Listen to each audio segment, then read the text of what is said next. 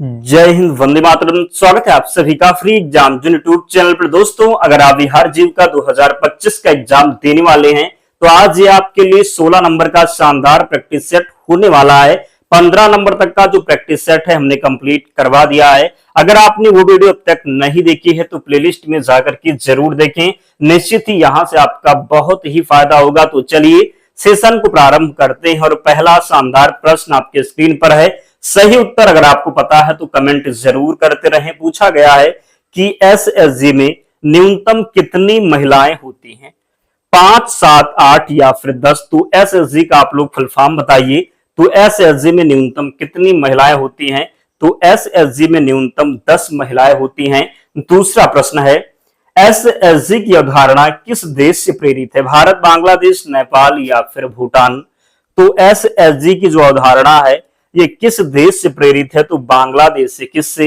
तो बांग्लादेश से। अगला है, जीविका का जो है मुख्यालय कहां पर है? यानी कि विहार जीविका का जो मुख्यालय है ये कहां पर स्थित है? पटना, समस्तीपुर, दरभंगा या फिर गया में? तो जीविका का जो मुख्यालय है ये पटना में स्थित है। कहां पर? तो पटना में। जीविका का संचालन मुख्य रूप से किनके द्वारा किया जाता है? पुरुषों, महिलाओं, बच्चों या फिर इनमें से सभी? तो जीविका का संचालन मुख्य रूप से किनके द्वारा किया जाता है? तो जिसने भी सेकंड ऑप्शन महिलाओं का चयन किया है सही उत्तर हो जाएगा। याद रखेंगे, गलती नहीं करेंगे। पांचवा प्रश्न है, बिहार जीविका के अंतर्गत कितने जिलों को शामिल किया गया है?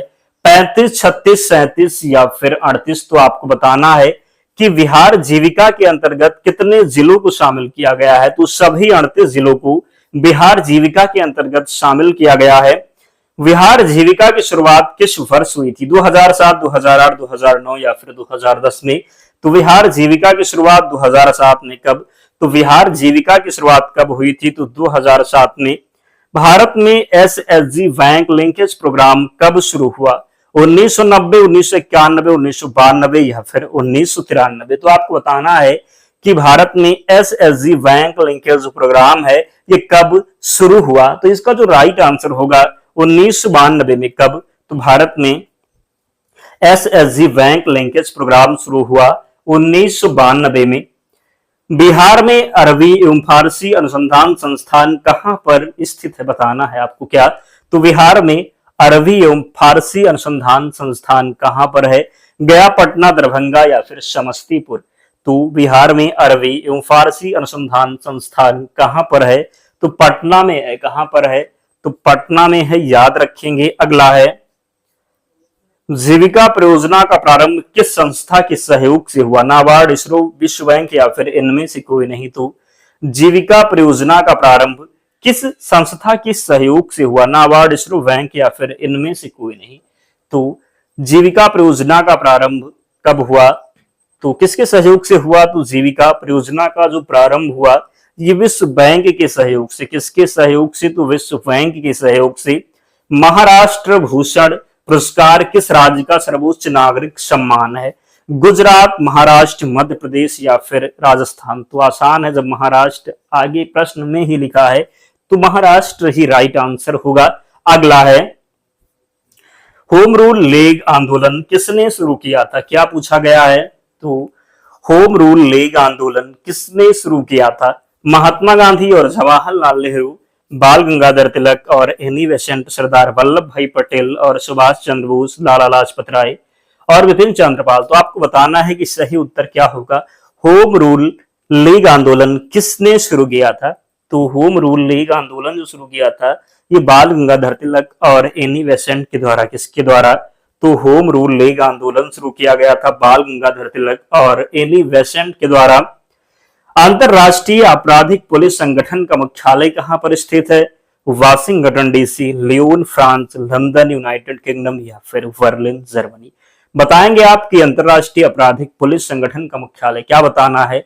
तो अंतरराष्ट्रीय आपराधिक पुलिस संगठन का मुख्यालय, तो अंतरराष्ट्रीय आपराधिक पुलिस संगठन का जो मुख्यालय है ये कहां पर स्थित है? तो लियोन फ्रांस में। कहां पर? तो अंतरराष्ट्रीय आपराधिक पुलिस संगठन का मुख्यालय लियोन फ्रांस में स्थित है।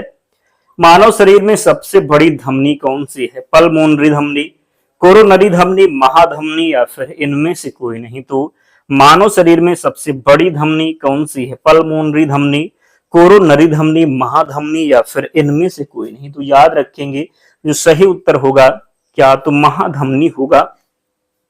मानव शरीर में सबसे बड़ी धमनी कौन सी है? तो महाधमनी इसका राइट आंसर होगा। टेबल टेनिस के रैकेट को क्या कहा जाता है? टेबल टेनिस के रैकेट को क्या कहा जाता है? बैट, रैकेट, पैडल या फिर क्लब? तो बताएंगे आप, क्या बताएंगे? तो टेबल टेनिस के रैकेट को क्या कहा जाता है? तो क्या कहते हैं? तो पैडल कहते हैं। क्या? तो पैडल कहते हैं। आप में से बहुत से ऐसे दोस्त हैं जो अभी तक वीडियो को लाइक नहीं किए हैं और ना ही चैनल को सब्सक्राइब किए हैं। आप सभी से निवेदन है कि आप लोग चैनल को जरूर सब्सक्राइब करें और वीडियो को लाइक करना है, क्योंकि याद रखिएगा जितनी मेहनत हम आपके लिए कर रहे हैं, अगर आप निरंतर हमारे साथ जुड़े रहते हैं तो आपके एग्जाम तक इतने प्रश्न, इतने प्रैक्टिस सेट हम कंप्लीट करवा देंगे। अगर आप उन सभी प्रश्नों को याद कर लेते हैं, विश्वास रखिएगा प्रश्न आपके एग्जाम में बाहर नहीं जाएगा, निश्चित ही आपको सफलता प्राप्त होगी। तो अगर हम आपके लिए इतनी मेहनत करते हैं तो आपका भी कर्तव्य है कि आप लोग भी सपोर्ट करें, ताकि हमारा भी मोटिवेशन बना रहे, हम आपके लिए निरंतर काम कर सकें। तो जल्दी से वीडियो को लाइक करना है। और एक बात, आपको टेलीग्राम चैनल से जुड़ना है, लिंक डिस्क्रिप्शन बॉक्स में है, या फिर आप जाएंगे टेलीग्राम पर सर्च करेंगे फ्री एग्जाम जोन चैनल मिल जाएगा, ज्वाइन हो जाना। वहां पर आपको आपके एग्जाम से पहले शॉर्ट नोट्स प्रोवाइड करवाया जाएगा, जिसकी हेल्प से आप निश्चित ही सफल होंगे। अगला है, लोकमान्य तिलक राष्ट्रीय पुरस्कार किस क्षेत्र में दिया जाता है? लोकमान्य तिलक राष्ट्रीय पुरस्कार किस क्षेत्र में दिया जाता है? राष्ट्र निर्माण और सामाजिक सेवा, साहित्य, खेल या फिर विज्ञान? तो बताएंगे आप क्या? तो लोकमान्य तिलक राष्ट्रीय पुरस्कार किस क्षेत्र में दिया जाता है? राष्ट्र निर्माण और सामाजिक सेवा, साहित्य या फिर खेल विज्ञान? तो लोकमान्य तिलक राष्ट्रीय पुरस्कार किस क्षेत्र में दिया जाता है? तो राष्ट्र निर्माण और सामाजिक सेवा के लिए। लोकमान्य तिलक राष्ट्रीय पुरस्कार किस क्षेत्र में दिया जाता है? तो राष्ट्र निर्माण और सामाजिक सेवा के लिए। इंडियन ओपिनियन अखबार के संस्थापक कौन थे? जवाहरलाल नेहरू, महात्मा गांधी, वी.आर. अम्बेडकर, बाल गंगाधर तिलक? तो इंडियन ओपिनियन अखबार के संस्थापक कौन थे? इंडियन ओपिनियन अखबार के संस्थापक थे महात्मा गांधी। कौन?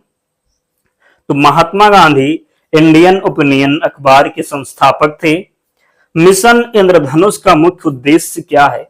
बच्चों और गर्भवती महिलाओं का पूर्ण टीकाकरण, बच्चों को वित्तीय शिक्षा प्रदान करना, ग्रामीण क्षेत्रों में बिजली पहुंचाना, युवाओं के लिए रोजगार के अवसर पैदा करना।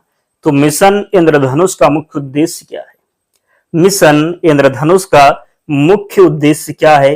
तो याद रखेंगे जो सही उत्तर इसका होगा बच्चों और गर्भवती महिलाओं का पूर्ण टीकाकरण होगा। मिशन इंद्रधनुष का मुख्य उद्देश्य है बच्चों और गर्भवती महिलाओं का पूर्ण टीकाकरण। अगला है, संयुक्त राष्ट्र मानवाधिकार परिषद का मुख्यालय कहाँ है?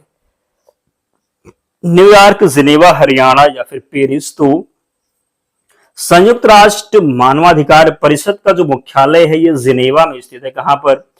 तो संयुक्त राष्ट्र मानवाधिकार परिषद का मुख्यालय जिनेवा में है। अगला है, रेशम के कीड़े का पालन क्या कहलाता है? एपीकल्चर, पीसीकल्चर, सेरीकल्चर या फिर फ्लोरीकल्चर? तो रेशम के कीड़े का पालन क्या कहलाता है?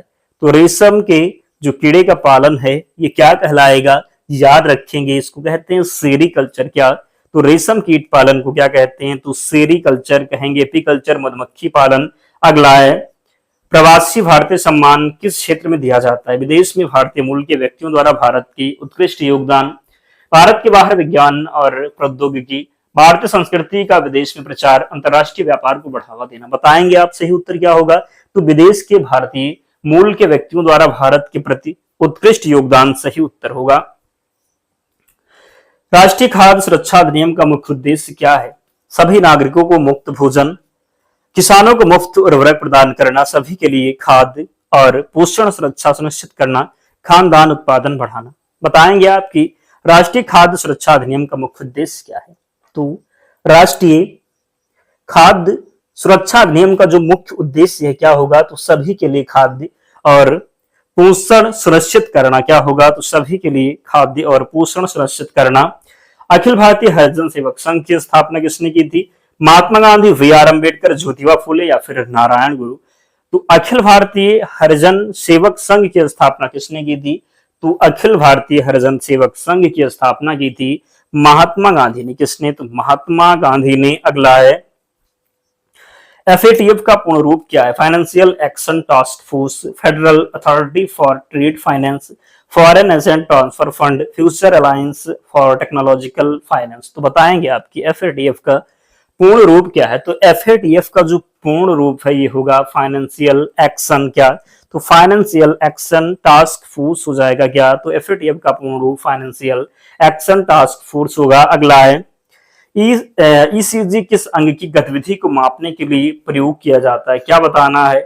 तो ईसीजी किस अंग की गतिविधि को मापने के लिए प्रयोग किया जाता है? मस्तिष्क, गुर्दे, फेफड़े या फिर हृदय। तो ईसीजी किस अंग की गतिविधि को मापने के लिए प्रयोग किया जाता है? तो ईसीजी का जो प्रयोग होता है ये किसके लिए? तो हृदय के लिए। क्या? तो हृदय के लिए, याद रखेंगे। अगला है बिहार मुख्यमंत्री बाल सहायता योजना के तहत वित्तीय सहायता प्राप्त करने के लिए बच्चों की आयु क्या होनी चाहिए? 5 वर्ष से कम, 21 वर्ष से कम, 10 वर्ष से कम या फिर 18 वर्ष से कम। तो बिहार मुख्यमंत्री बाल सहायता योजना के तहत वित्तीय सहायता प्राप्त करने के लिए बच्चों की आयु क्या होनी चाहिए? याद रखेंगे। इसका जो राइट आंसर होगा क्या? तो 18 वर्ष से कम। क्या? तो 18 वर्ष से कम सही उत्तर होगा। अगला है बिहार मुख्यमंत्री कन्या सुरक्षा योजना के तहत जमा की गई राशि बालिका को कितनी आयु पर मिलती है? 12 वर्ष, 15 वर्ष, 16 वर्ष या फिर 18 वर्ष। तो बिहार मुख्यमंत्री कन्या सुरक्षा योजना के तहत जमा की गई राशि बालिका को कितनी आयु पर मिलती है? तो ये मिलेगी 18 वर्ष की आयु पर। कितनी? तो 18 वर्ष की आयु पर। बिहार में मुख्यमंत्री बालक बालिका पोशाक योजना के तहत कक्षा 6 से 8 तक के छात्रों को कितनी राशि मिलती है? 700, 800, 900 या फिर 1000। तो बताएंगे आपके बिहार में मुख्यमंत्री बालक बालिका पोशाक योजना के तहत कक्षा 6 से 8 तक के छात्रों को कितनी राशि मिलती है? तो 700। कितनी राशि मिलती है? तो 700। अगला है प्रधानमंत्री सुरक्षा बीमा योजना में नामांकित होने के लिए न्यूनतम और अधिकतम आयु क्या होनी चाहिए? न्यूनतम 16 वर्ष, अधिकतम 40 वर्ष, न्यूनतम 18 वर्ष, अधिकतम 70 वर्ष, न्यूनतम 21 वर्ष, अधिकतम 75 या फिर न्यूनतम 18, अधिकतम 60। तो बताएंगे आपकी सही उत्तर क्या होगा?